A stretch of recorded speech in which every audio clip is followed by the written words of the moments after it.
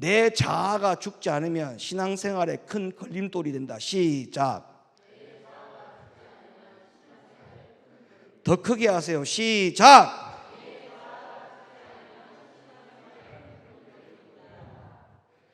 창세기 22장에 보면 누구 이야기가 나오냐면 아브라함이 아들 이삭을 번제로 드리는 이야기가 나오죠. 근데 많은 사람들이 그렇게 생각할 수 있습니다. 자식이 죽을 일이 생기면 차라리 내가 죽는 게 낫지, 자식 죽이는 부모의 심정 이 세상에 한 명도 없을 겁니다.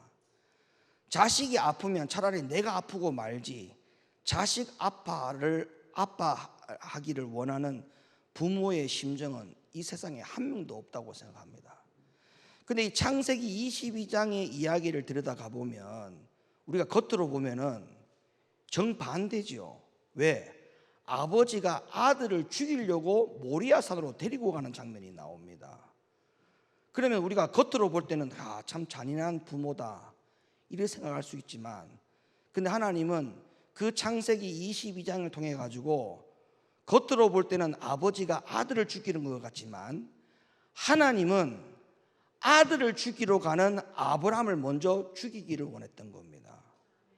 근데 결과적으로 아들 이삭을 번제로 드릴 수 있었던 원인과 결과는 모두 다 결과적으로는 아브라함이 죽었기 때문에 아들 이삭을 번제로 드릴 수 있게 되었다는 거죠. 다시 말하면 아브라함이 죽지 않았더라면 모리아산으로 데리고 갈 수도 없었고, 모리아산으로 데리고 가서도 아브라함이 끝까지 죽지 않았더라면 결코 그 아들을 번제단 위에다가 아들을 올릴 수 없어요. 절대 올릴 수 없어요. 자식을 키우는 부모의 입장에서 창세기 22장을 들여다보면 충분히 여러분들이 동감이 되는 이야기입니다. 그러니까 우리는 그 장면에서 기억해야 될 게 뭐냐, 자아를 죽이는 것이 얼마나 중요한가를 우리는 알 수 있죠. 왜냐하면 보세요, 아브라함 아들 이삭을 나에게 번제로 드리라고 하는 것은 하나님의 명령이었습니다. 명령. 근데 그 명령이 왜 필요한 명령이냐? 하나님이 뭘 확인하기 위한 명령이었습니까? 하나님이 뭘 확인하기 위한 명령이었어요? 네가 나를 사랑하는지, 네 독자 아들 이삭을 사랑하는지 그거를 확인하기 위한 것이었습니다. 그런데 보세요, 하나님이 사랑을 확인하기 위한 겁니까? 믿음을 확인하기 위한 거였습니까? 믿음을 확인하기 위한 거였어요. 믿음이에요. 믿음. 그러니까 하나님을 더 사랑하는지 아들을 더 사랑하는지 그 믿음을 보겠다는 거거든요. 믿음. 그러면 그 믿음의 결과를 보기까지 아브라함이 죽었기 때문에 아들 이삭을 번제로 드림으로 말미암아서 내가 이 아들 이삭보다 하나님을 더 사랑한다는 것을 하나님 앞에 증명 보인 겁니다. 그래서 결국 결론적으로는 아브라함이 자아를 다 죽인 상태에서 칼을 들어서 아들을 죽이려고 했죠. 그때 하나님이 스톱, 멈춰라. 이제야 알았다. 네가 나를 사랑하는지 네 독자 아들 이삭을 더 사랑하는지 내가 이제 확인했으니까 그 아들에게 손을 대지 말라. 그렇게 하나님이 말씀하시죠. 자, 거기서 제일 중요한 포인트가 뭐냐 하면 자아가 죽었을 때에 칼을 들었다는 거예요. 자아가 살아있었으면 칼을 들었을까요? 못 들었어요. 자아가 죽었기 때문에 칼을 들은 거예요. 그러면 하나님 앞에 마지막까지 순종할 수 있는 사람은 누구냐? 자아가 끝까지 죽어 있는 사람만이 끝까지 순종하는 거예요. 우리가 말로 거창하게 한다고 해서 이게 되는 게 아니에요. 주님 오시는 그날까지 우리가 끝까지 가야 되는 것이죠. 중간에 열심히 하다가 포기하면 그거 소용없어요. 그래서 경기하는 자가 법대로 경기하지 않으면 멸류관을 얻지 못한다라고 하는 디모데의 말씀이 있죠. 그 말씀에 대한 결론이 뭡니까? 경기하는 자가 법대로예요.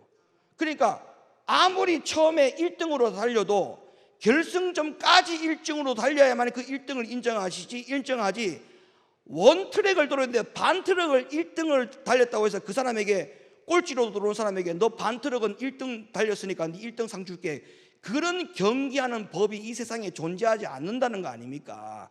그처럼 네가 지금까지 아무리 중간까지 1등으로 살았다 하더라도 마지막 결승점까지, 결승점이었는데 주님 오시는 그날까지 아닙니까?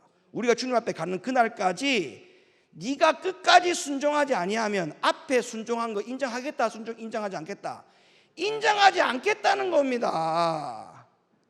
그게 성경이라고요. 제발 우리 방식으로 예수 믿으면 안 돼요. 그러니까 제가 얘기했잖아요. 99% 순종했어, 1% 불순종했어, 천국 갑니까 지옥 갑니까 물으면 우리는 대답 어떻게 해야 돼요? 지옥이라고 대답해야 돼요. 앞에 99% 순종한 거는 소용이 없다니까요. 그게 경계하는 자의 법입니다. 그게 성경에 나오는 이야기예요. 그러니까 100% 순종해야 되는 것이지 99% 순종 1% 불순종했는데 어떻게 1% 불순종하고 주시죠? 그거는 성경에는 자기 믿음으로 이야기하는 거예요. 성경에는 그렇게 말하지 않아. 그러면 99% 순종하고 1% 불순종해도 하나님 인정할 것 같으면요, 모리아산으로 데리고 가는 것까지만 해도 하나님이 확인해서 될 일이야. 그게 그것도 누구나 아무나 할 수 있는 일이 아닙니다. 자, 그 아들 이삭이 어떤 이삭입니까? 여러 명의 자식 중에 한 명이었습니까? 무남동녀입니다. 무남동남입니다. 자식 없는데 하나밖에 없어요. 그 자식도 몇 세에 얻었어요? 100세에 얻은 아들입니다. 100세에. 여러분, 말이 100세지. 그 시대는 아무리 오래 살았던 시대라 할지라도 100세면 여러분 그렇게 나이가 젊은 시대의 나이가 아니고, 그 다음에 10년을 기다렸습니다. 10년을. 그리고 새벽에 아들을 깨웁니다. 이삭아, 일어나라. 예, 아버지. 나이가 20살이 넘었어요. 그때만 하더라도. 눈을 비비고 일어나. 아버지, 왜요? 하나님하고 번제 드리러 가야 된다. 일어나거라. 예, 하나님께 예배 드리러 가야지요. 따라 나서 마당에 딱 나와보니까 나귀가 한 마리 있는데, 분명히 다 나무도 다 실었고 장작도 다 실었고 다 실었는데 재물이 없어. 그래서 아들 이삭이 묻는 거야. 아버지, 번제 드리는데 재료가 다 준비됐네요. 근데 번제는 드릴 재물은 어디 있나이까? 이렇게 물으니까 아버지가 뭐라고 그랬어? 그거는 저기 산에 올라가면 하나님이 다 준비해 놨다라고 이렇게 얘기하죠. 그 한마디 외에는 성경에 번제가 니라는 말도 없고요, 니 오늘 정말 이 인생이 니 오늘 마지막이다 그런 말도 없고, 헤어지기 전날에 옷을 사입혔다든지 맛있는 걸 먹였다든지 그런 말 일절 없습니다, 성경에. 그리고 아들 이삭도 보세요. 그냥 그 아버지의 말을 다 믿습니다. 믿고 따라갑니다. 자, 올라가요. 모리아산으로 갑니다. 쭉 올라가는 것까지만 하더라도요, 하나님은 거기까지만 해도 벌써 아브라함은 순종이야. 순종 아닙니까? 이 순종 아닙니까 이거? 이 정도의 순종도 하기 쉬운 순종입니까 이게? 여러분 같으면 벌써 난리 났을걸요. 하나님하고 단판 짓는다고 난리 나지 않겠습니까? 이 정도만 순종하더라도 얼마나 누구나 할 수 없는 순종입니다. 근데 만약에 그 마지막에 아브라함이 그 자아를 끝까지 죽이지 않았더라면 번제단에 올라가서 아들아 온몸을 결박을 시킵니다. 아들을. 성경에 나오는 이야기죠. 온몸을 꽁꽁 묶어요. 20살 넘은 아들이 가만히 있습니다. 아버지 왜 이러십니까? 얼마든지 거부할 수 있잖아요. 이러지 마시라고. 아들 이삭이 가만히 있습니다. 그때서야 본인이 결박하는 순간에 본인도 알았어요. 아, 이 번제가 나구나. 그렇게 생각했을 거야. 내가 이 땅에 태어나는 것이 얼마나 힘들게 태어났는 건데, 그래, 내가 이 땅에 태어난 것도 내 의지가 아니었고 내 힘이 아니었고 오직 하나님의 은혜였는데, 내가 하나님께 다시 돌려달라고 해서 돌려드리는 이것도 하나님의 은혜다. 아마 아들 이삭은 그런 믿음이었을 겁니다. 그래, 주신 이도 하나님이시오, 거둬가시는 이도 하나님이시니 내가 여기서 어떻게 거부하랴. 아버지, 저를 그냥 드리세요. 가만히 있어. 아버지가 아들 이삭을 꽁꽁 묶습니다. 완전히 결박을 시키죠. 결박을 시키면서 아브라함은 어떤 심정으로 결박시켰을까? 아들아, 미안하다. 내가 너를 너무 사랑하는데 너보다 하나님을 더 사랑할 수가 없다. 이거는 자기와의 싸움입니다. 자기와의 싸움. 이 자아가 끝까지 죽지 않았더라면 아브라함은 아들 이삭을 결박시킬 수도 없었을 거예요. 꽁꽁 결박시키고 난 다음에 아들을 번제단 위에 딱 올리지 않습니까?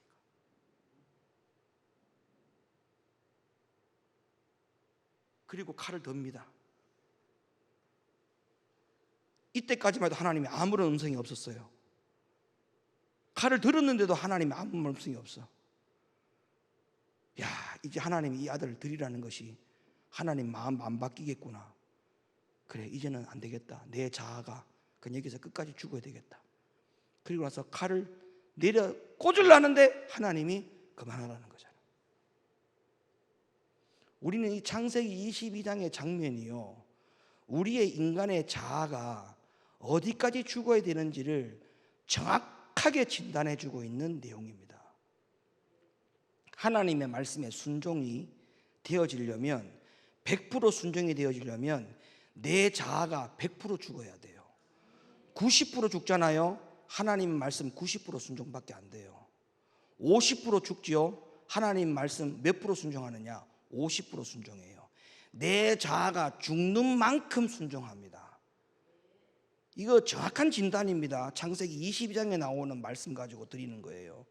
그럼 내 자아가 100% 죽었던 아브라함의 경우를 보세요. 100% 순종하잖아요. 여차 없어요. 얄짤 없어요. 정확하잖아요. 100% 자아가 죽었을 때에 아브라함이 100% 순종한 겁니다. 그런데 자아를 내가 100% 죽이지 않으려고 하는 마음을 가진다는 그 자체는 하나님의 말씀에 순종에 100% 할 생각이 없다는 것과 같은 겁니다. 그런데 내 자아를 죽이는 것을 내버려 둔다고요? 그거는 다른 말로 말하면 하나님의 말씀에 100% 순종할 마음이 없다는 것과 같은 거예요. 그런 마음가짐을 가지면서 내가 오늘 주일 1부 예배 때 드렸던 말씀 똑같이 반복합니다. 언제까지 내가 하나님 앞에 어떤 신앙인으로 서야 되는지를 묻는다고요? 정말 신세 타령 정말 심하게 하는 겁니다. 그거 언제까지 그렇게 비약한 생각할 겁니까? 말이나 되는 소리입니까 이게 지금? 내가 할 것 하지 않고 내가 하나님 앞에 어떤 신앙인으로 서야 될지 고민한다고요? 정말 평안한 생각합니다. 진짜 평안한 생각해요. 그래서 이 아브라함이 아들 이삭을 먼저 죽인 것은 아브라함이 이삭을 죽이려고 하는 목적이 아니었고, 하나님의 입장에서는 아브라함의 자아를 먼저 죽이려고 하는 하나님의 훈련이었다. 아브라함이 이삭을 죽이려고 하는 사건에서 하나님은 그거를 시험해 보기 위한 것이었다. 우리는 이걸 잘 아셔야 돼. 그러니까 내 자아를 죽이지 않고는 어떤 신앙생활에 평탄할 수가 없어요. 그러니까 자아를 죽이지 않는 만큼 신앙생활의 걸림돌이 될 수밖에 없다는 그 원리를 여러분들이 잘 알았으면 좋겠습니다. 할렐루야. 창세기 22장 16절 말씀 열어보세요.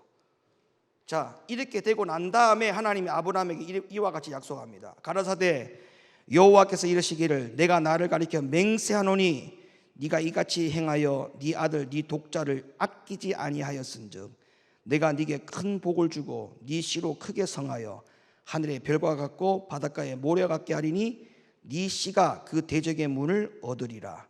또 네 씨로 말미암아 천하 만민이 복을 얻으리니 이는 네가 나의 말을 준행하였음이니라 하셨다 하니라. 아멘.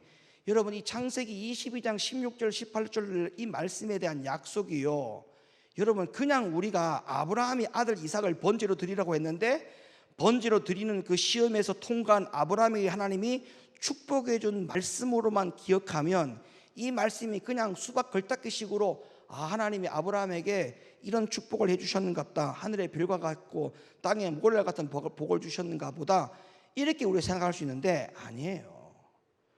자, 아브라함이 아들 이삭을 죽인 이 사건에서 제일 중요한 것은 하나님이 아브라함을 아들 이삭 죽이려고 한 게 아니고 하나님이 누구를 죽이려고 했던 거예요?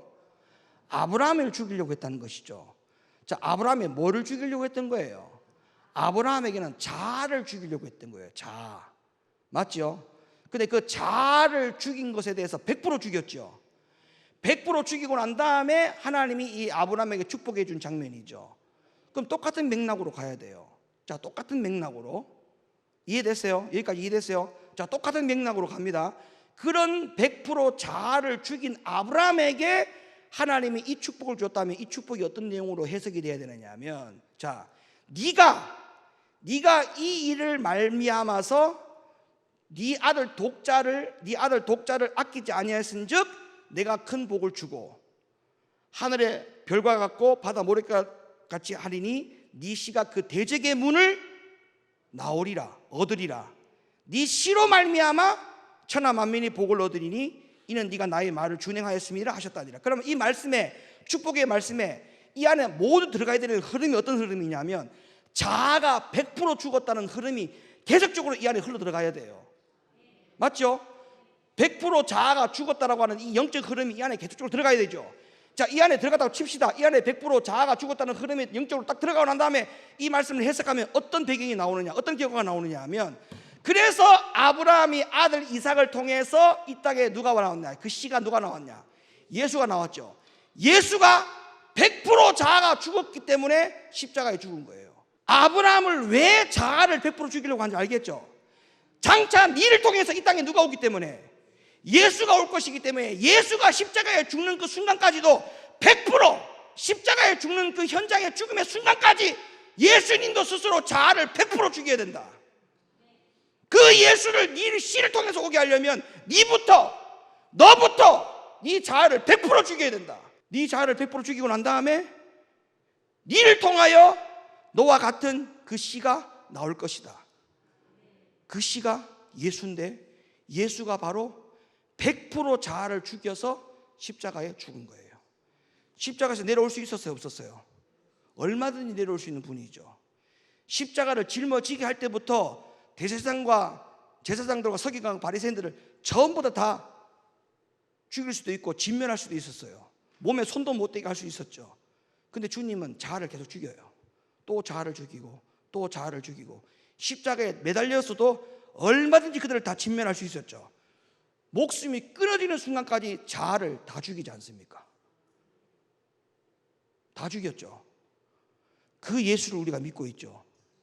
자, 그 예수가 여러분 안에 있다고. 그 예수가. 그럼 내가 어떻게 돼야 돼? 나는 어떻게 되느냐고. 자아를 안 죽여도 돼요? 말로만? 에? 그 예수가 지금 내 안에 있는데 나는 자아가 살아있어. 근데 나는 자아가 안 죽으려고 그래. 예수는 죽어 있어. 나는 살아있어. 이 안에서 떠나는 이유를 이제 아시겠어요? 있기 싫다는 거예요. 여기서 더 이상. 여러분, 이 창세기 22장의 원리를 똑바로 깨달아야 그 본문의 말씀, 오늘 읽었던 본문의 말씀도 이해가 되는 거고 어떤 말씀도 다 이해가 되는 거예요. 자, 요한복음 12장. 내가 진실로 너희에게 이르노니 한 알의 밀이 땅에 떨어져 죽지 아니하면 한 알 그대로 있고 죽으면 많은 열매를 맺느니라. 아브라함이 죽어가지고 많은 열매를 맺었어요, 안 맺었어요? 맺었죠. 그 열매가 지금 거기서 끊어졌어. 어디서 끊어졌어? 아브라함, 이삭, 야곱 쭉 이어가지고 자아가 다 죽어진 사람으로부터 예수가 나왔죠. 다윗 자손으로부터 예수가 나왔죠. 예수가 십자가에서 마지막 100% 자아가 다 죽었죠. 그 예수가 여러분까지 부활의 생명이 돼서 오셨죠. 여기까지만 많은 씨가 왔단 말이야. 많은 씨가, 많은 열매가 나로부터 다 끊어졌어. 나로부터. 그래서 보세요, 뭐라고 말합니까? 자기 생명을 사랑하는 자는 잃어버릴 것이요, 이 세상에서 자기 생명을 미워하는 자는 영생하도록 보존하리라. 그러니까 자아를 죽이는 것이 네 생명을 미워하는 것이다. 자아를 죽이지 않느냐? 네 생명을 사랑하는 것이다. 그러면 네 생명을 자꾸 사랑해라. 자아를 살려라. 그러면 그 대신에 생명을 보존할 수 없다. 그 말씀이죠. 사람이 나를 섬기려면 나를 따르라. 나 있는 곳에 나를 섬기는 자도 거기 있으리니 사람이 나를 섬기면 내 아버지께서 저를 귀히 여기시리라. 이런 말씀이 어떻게 깨달아질 수가 있겠습니까? 이 말씀의 원리를 모르는데. 예? 내가 아까 얘기했잖아요. 내 안에 있는 예수가 누군지 모른다니까요. 사실은 십자가에 죽은 예수만 알지 내 안에 계신 예수가 어떤 분인지 실질적으로 잘 몰라요. 물어보면 오늘 주일 1부 2부 예배 드렸던 이 말씀, 내 안에 계신 예수가 어떤 예수인지를 제가 소개를 충분히 해드렸잖아요. 이 예수를 사실은 알아야 돼요. 이 예수를 알아야 내가 변화가 되지. 이 예수를 모르고는 다 헛일이에요. 헛일. 다 쓸데없는 일을 하고 있는 거예요. 이 예수를 우리가 알아야 돼. 이 예수를 알아야 내가 변화되지. 이 예수를 알지 못하면 변화될 힘도 없습니다. 가치도 없고 필요성도 없고. 그러면서 뭐 예수님 사랑한다고 그래. 예수님을 알지도 못하는데 어떤 예수를 사랑한다는 거예요 도대체. 예? 내가 어떤 예수인지를 알고 사랑해야 될 거 아닙니까? 그래야 그게 말이 맞는 이야기 아니에요. 말은 예수님을 사랑한다고 하는데 어떤 예수인지도 모르는데 예수님 사랑한대. 그 어떤 예수냐? 나중에 얘기 들어보니까 다 2000년 전에 죽으신 예수 얘기하는 거야.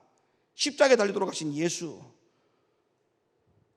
그런 예수를 가지고 요한복음 12장 말씀이 깨달아지며 창세기 22장의 말씀이 깨달아지겠냐고요? 하나도 안 깨달아지지. 어떻게 깨달아지겠습니까? 하나도 안 깨달아지지. 로마서 8장 13절 열어줘 볼래? 너희가 육신대로 살면 반드시 죽을 것이로되 영으로서 몸의 행실을 죽이면 살리니.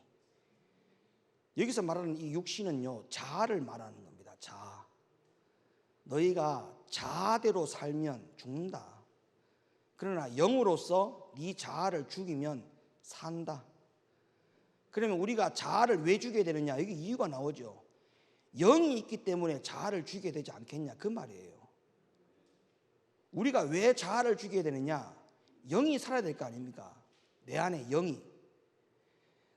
영이 좀 살도록 해야 될 거 아닙니까? 내 안에 영이 살도록 하려면요, 자아를 죽여놔야 돼요. 여러분 안에 있는 성령을 살리고 싶지 않습니까? 내 안에 있는 영을 좀 살릴 수, 숨을 쉬도록 살려놔야 되지 않습니까? 그러면 자아를 죽여야 된다고요. 자아를. 왜 여러분이 자아를 죽이지 못해가지고 엄한 성령님을 자꾸 죽입니까? 숨쉬지 못하도록. 그렇게 하지 말라는 말씀 아닙니까? 자, 갈라디아 5장 17절 말씀 열어보세요. 보충적인 이야기가 나옵니다. 자, 육체의 소욕은 이거 자아 이야기하는 겁니다. 성령을 거스리고 성령은 육체를 거스르나니 이 둘이 서로 대적함으로 내가 원하는 것을 하지 못하게 하려 함이니라. 그러니까 결과적으로 뭐예요? 내 안에서 성령이 원하는 것을 하도록 해야 돼요? 육신이 원하는 것을 하도록 해야 돼요? 아니, 그 당연하지요. 성령이 원하는 대로 살도록 해야 되죠. 그럼 뭐를 죽이라고 하는 건데 지금? 자아를 죽여야만이 내 안에 있는 성령이 원하는 것을 내가 하게 된다, 이 말 아닙니까? 근데 성령이 원하는 것을 하도록 해주십시오라고 말만 할 게 아니라 내 안에 뭐를 죽여야 돼요? 동시에 이 자아를 죽여야 돼.